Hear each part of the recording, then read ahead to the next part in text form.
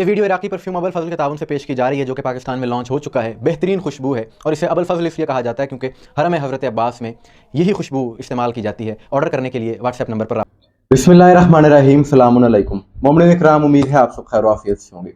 آج کی یہ ویڈیو ایک ایسے موضوع پر ہے، ایک ایسے معاملے پر ہے، ایک ایسا واقعہ ہوا ہے کہ اس سے بہت کچھ سیکھنے کو ملے گا.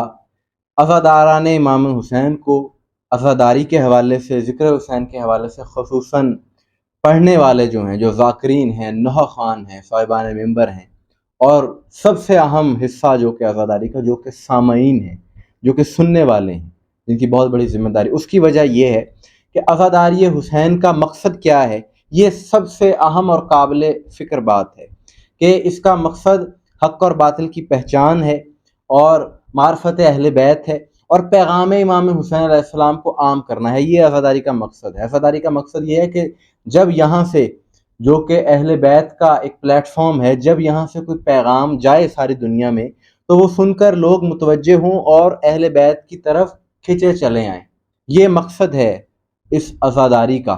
لیکن ہم دیکھتے ہیں کہ کچھ عناصر ایسی بات کر دیتے ہیں اس حسینیت کے پلیٹ فارم سے جو کہ ان کی ذاتی بات ہوتی ہے، لیکن کیونکہ حسینی پلیٹ فارم سے کی جاتی ہے، حسینی ممبر سے کی جاتی ہے، تو اس کی وجہ سے پوری دنیا میں، عالم اسلام میں بدامنی، فرقہ واریت اور نفرت پھیلتی ہے اور ایک انتہائی منفی تاثر جاتا ہے حسینیت کا، جو کہ نہیں ہے، جس کی ہر صورت میں مذمت ہونی چاہیے.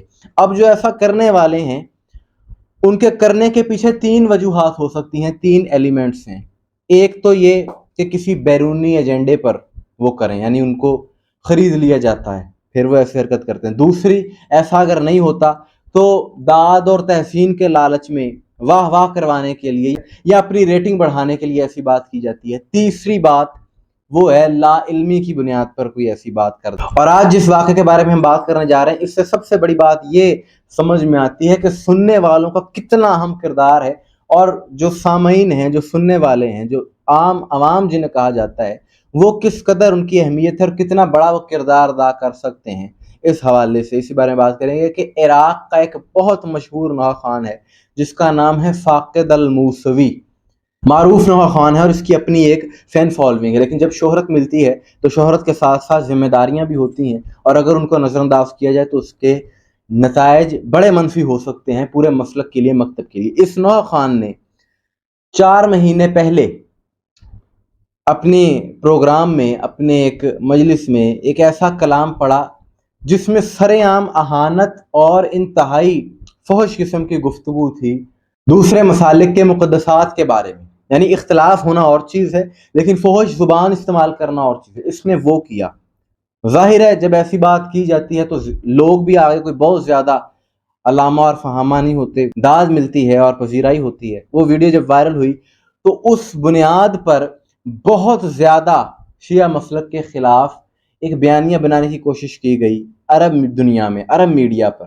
اور اس بارے میں ہم نے بھی ویڈیو کی تھی ان دنوں میں کہ یہ عالمی ایجنڈے پر سب کچھ ہو رہا ہے. اس کا یہ اپنا نظریہ تو ہو سکتا ہے، یہ مکتب کی مسلک کی ترجمانی نہیں کر رہا، اور اس کا مقصد عالم اسلام میں انتشار پھیلانا ہوتا ہے ایسے افراد کا. تو جب اس کی وہ ویڈیو منظر عام پر آئی تو عراق کے بہت معروف عالم دین ہیں، شیعہ رہنما ہیں، جن کا نام ہے سید مقتدیٰ الصدر، انہوں نے اس چیز کا نوٹس لیا اور بہت زیادہ وہ مقبول ہیں. عوامی سطح پر آیت اللہ سیستانی صاحب کے بعد سب سے زیادہ مقبولیت ان کی ہے. انہوں نے کہا جی کہ اس نوحہ خوان کا، اس پڑھنے والے کا بائیکاٹ کرنا ہے. اس کو کوئی پروگرامز میں دعوت نہ دے، کوئی مجالس میں نہ بلائے، اس کو کوئی سنے نہ، اس کا بائیکاٹ کر دیا جائے. اس پر ہم نے بین لگا دیا ہے ایک قسم کا. یہ بیانیہ ان کی طرف سے دیا گیا. جب یہ بیانیہ دیا گیا تو لوگوں نے بھی تسلیم کیا، ظاہر ہے لوگ ماننے والے ہیں. اور یہ بیان اس نوحہ خوان کے خلاف اس لیے دیا گیا تھا کیونکہ اس بیان کی وجہ سے، اس کی بات کی وجہ سے پورے مکتب کی بدنامی ہوئی، بلکہ حسینیت کو اس نے نقصان پہنچایا اپنے اس عمل سے. اس لیے اس پر پابندی کا کہا گیا اور بین لگایا گیا، اور لوگوں نے بھی جب عمل کیا، ظاہر ہے لوگوں کی ایک طاقت ہے، جب پڑھنے والے کو کوئی سنے گا ہی نہیں، اس کی بات سننے پر کوئی آمادہ ہی نہیں ہوگا، اسے کوئی بلائے گا ہی نہیں، تو پھر اس کے لیے تو مسائل بنیں گے. تو مقتدیٰ صدر کے اس لاہ عمل کا اس قدر اثر ہوا کہ اس نوحہ خوان نے کچھ دنوں پہلے ایک معافی نامہ لکھا ان کو بھیجا مقتدیٰ صدر کو اور اس میں تسلیم کیا کہ مجھ سے بہت بڑی غلطی ہوئی ہے، میں یقین دہانی کرواتا ہوں کہ آئندہ کوئی ایسی بات نہیں کروں گا جس سے فرقہ واریت پھیلے اور حسینیت کی بدنامی ہو، اور آپ سے بھی اور جن جن لوگوں کے دل دکھے ہیں سب سے معافی کا طلبگار ہوں۔ اس نے وہ خط لکھا،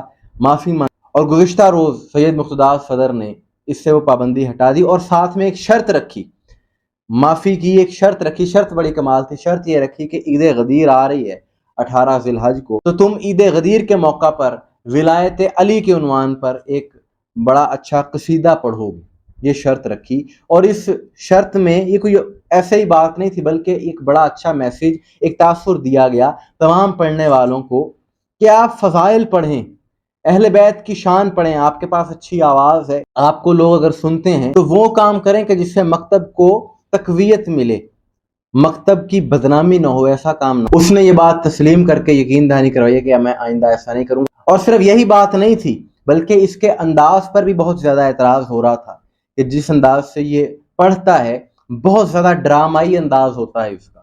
اس پر پابندی لگنے کی ایک وجہ یہ بھی تھی، تو اس کے بعد جب اس نے اصلاح کر لی تو پابندی ختم ہو گئی۔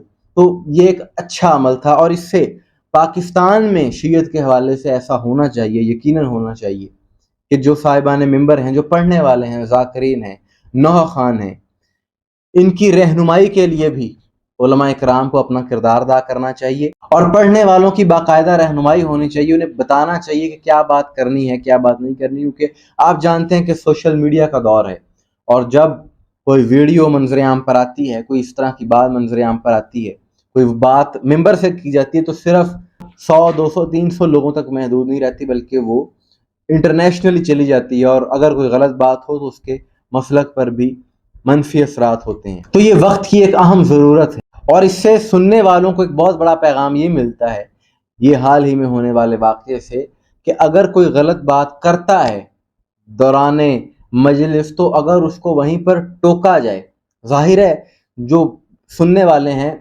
زیادہ تر اکثریت ان میں سے باشعور افراد ہیں، وہ لوگ ہیں کہ جو شعور رکھتے ہیں، علم رکھتے ہیں، تو اگر وہ لوگ کہ جو جانتے ہیں وہ غلط بات کرنے والے کو ٹوکیں گے، ایک جگہ پر ٹوکیں گے، دوسری جگہ پر ٹوکیں گے، تو پھر تیسری بار وہ شخص وہ بات کرے گا ہی نہیں، تو سارا مسئلہ اپنے آپ ختم ہو جائے گا۔ سامعین کی اہمیت سب سے زیادہ ہے، جو نیچے بیٹھنے والے ہیں نا، جو فرش پر بیٹھ کر سننے والے ہیں، سب سے زیادہ ذمہ داری ان کی ہے اور سب سے زیادہ اہمیت بھی ان کی ہے۔ وہ اگر غلط بات سننا گوارا نہ کریں تو غلط بات ہوگی ہی نہیں، یہ ایک انتہائی اہم بات۔ مومنین اکرام، آپ کی اس حوالے سے کیا رائے ہے؟ کمنٹس میں ضرور بتائیے گا، مجھے دعاؤں میں یاد رکھیے گا۔ السلام علیکم ورحمۃ اللہ۔